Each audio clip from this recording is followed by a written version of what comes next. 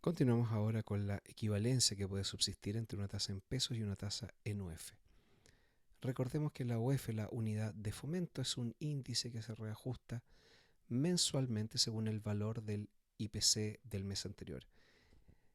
Este índice es calculado a partir de la variación del IPC por el Banco Central de Chile. Recordar que la variación del IPC la calcula a su vez el INE, el Instituto Nacional de Estadística.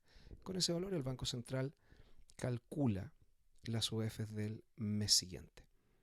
Vamos a ver precisamente cómo lo hace. Conocido el IPC del mes anterior, el Banco Central calcula todas las UFs desde el día 10 del mes inicial hasta el día 9 del mes final con la siguiente fórmula. Antes de mostrar la fórmula, el hecho de que sea desde el día 10 al día 9 es simplemente para darle tiempo al INE para terminar sus cálculos y poder publicar la variación del IPC. Si el Central tratara de hacer el cálculo de las UEF desde el día primero hasta el día primero del mes siguiente, probablemente no le daría tiempo al INE para procesar sus mediciones y por lo tanto determinar el valor del IPC del mes pasado y por lo tanto la variación del IPC del mes. Entonces, volviendo, la fórmula que se utiliza para calcular la UEF es la siguiente. Aquí tenemos UF0 es la UF del día 9, es la UF inicial. UFN es la UF del día enésimo si es que empezamos a contar desde UF0. Y por lo tanto UFN se calcula como UF0 por 1 más la variación del IPC del mes anterior, el M-1, elevado al número de días que ha transcurrido desde N hasta 0, que está representando el día 9, partido por el número de días del mes sobre el cual estamos calculando la UF. Entonces, IPC M-1 es la variación del IPC del mes anterior, días M es el número de días del mes actual. Por ejemplo, si estamos en octubre y estamos calculando las UFs desde el 10 de octubre al 9 de noviembre con el IPC de septiembre, días M será 31. Si estuviéramos en noviembre calculando las UFs desde el 10 de noviembre al 9 de diciembre con el IPC de octubre, días M sería 30 porque noviembre tiene 30 días. N grande entonces el número del día de la UF que estamos calculando y F0 es el valor de la UF del día 9 del mes anterior. Siempre se toma el valor publicado, es decir, con el valor que uno ve en el diario o en el sitio del Banco Central con 2 decimales. Uno no puede tomar como punto inicial un cálculo que haya hecho el mes anterior. Debe siempre considerar el valor oficial que se publica a 2 decimales. Vamos entonces a ver la equivalencia entre una tasa UF y una tasa en pesos. ¿Cuándo se puede dar esta equivalencia? Esta equivalencia tiene que darse en un periodo que se llama de UF conocida, es decir, por ejemplo, desde el 10 de octubre al 9 de noviembre, una vez que ya se conoce el IPC de septiembre. En un plazo para el cual la UF es conocida, una tasa en UF y una tasa en pesos, todo lo demás constante debe ser equivalente. ¿Y esto por qué? Porque la UF no es un parámetro, no representa ningún nivel de incertidumbre y por lo tanto me puede tener certeza absoluta del valor final de un depósito en UF si es que este depósito está en un periodo de UF conocida. Por lo tanto, debe ser lo mismo invertir un monto MI a una tasa TCLP y a un número N de días que supongamos entre paréntesis que se están contando de manera actual entre una fecha inicial y una fecha final.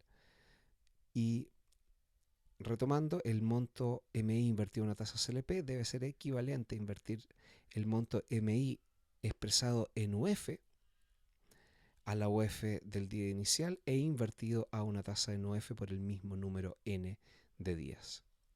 En fórmula esto se expresa de la siguiente manera. Tenemos el monto inicial en pesos por el factor de capitalización de la tasa en pesos, o sea, el monto final de la inversión en pesos, debe ser igual al monto inicial en pesos dividido por la UF de inicio, y tenemos ahí un monto en UF, por el factor de capitalización de la tasa en UF por el mismo número de días, multiplicado finalmente por el valor de la UF al vencimiento, que dado que estamos suponiendo que estamos en un periodo de UF conocida, es, valga la redundancia, conocida. A partir de esa igualdad podemos despejar la tasa en UF y obtener lo siguiente. La tasa en UF es entonces el factor de capitalización en peso dividido por el cociente entre la UF final y la UF inicial. Ese cociente puede interpretarse como la inflación de ese periodo y dividir por esa inflación puede interpretarse como deflactar el factor de capitalización en pesos. A todo ese cociente le restamos 1 y luego lo multiplicamos por 360, lo dividimos por n para tener ese factor expresado en términos de una tasa lineal actual 360. Vemos aquí al ladito un ejemplo entre el 9 de enero y el 9 de febrero del 2009. Son 31 días. Si la tasa en pesos es o fue de 0,25 lineal actual 30 y los valores del UF son los que ahí se muestran, para el 9 de enero es 21.446.34 y para el 9 de febrero es 21.188.98. La tasa en UF en este caso es de 17,14. ¿Por qué se da una tasa tan alta? Porque fíjense que tenemos un cociente entre las dos UFs que es menor que 1. Tiene que haber habido un IPC negativo en diciembre del 2008 y por lo tanto estamos viendo que la UF de inicio es 21.004 y la UF final es 21.100 y tanto. Y eso hace que para poder hacer equivalente una tasa del 0,25 considerando reajustes o un factor de capitalización por las UF menor que 1, se debe tener una tasa muy alta en UF para poder equiparar el valor final de la inversión en pesos. Es importante notar que esta fórmula también puede utilizarse ya no en periodo de UF conocida, pero podemos utilizarla para despejar cuál es la UF implícita que hay entre una tasa en pesos y una tasa en UF a un plazo de UF desconocida. Por ejemplo, podríamos observar las tasas de depósitos a plazo de un banco para el mismo plazo, tanto en pesos como en UF, por ejemplo a 90 días, a 180 días, y a través de esta fórmula podríamos perfectamente despejar la UF final y saber cuál es la inflación implícita que está en esa cotización de tasa nominal y de tasa en UF para el mismo plazo. Recordemos que para invertir en un banco hay dos alternativas. Podemos ir al mercado primario, que es lo que significa ir al banco y tomar derechamente un depósito a plazo de forma directa, o podemos ir al mercado secundario, podemos concurrir a las oficinas de un corredor de bolsa y comprar en bolsa de comercio un depósito a plazo que otro inversionista quiera vender. Esos depósitos a plazo también pueden ser en UF y en estos casos, para depósitos a plazo en UF podemos llegar incluso a observar tasas negativas en UF, así como estamos viendo en estos ejemplos de hace un tiempo atrás. Como vimos en el ejemplo anterior, dada la inflación negativa que hay en el periodo que calculamos, la tasa en UF debe ser muy alta para compensar la rentabilidad nominal. Por el contrario, si tenemos una inflación muy alta, es decir, el cociente entre la UF final y la UF inicial es muy superior a 1, vamos a necesitar una tasa de interés negativa en UF para poder compensar el efecto de los reajustes y poder así equiparar el valor final que produce la tasa nominal.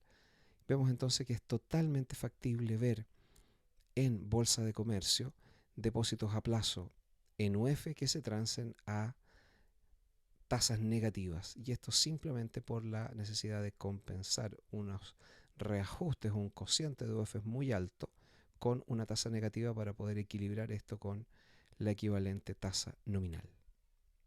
Es importante mencionar además que este efecto no es posible observarlo por ventanilla, o sea, no es posible tomar un depósito a plazo directamente en un banco a tasa negativa.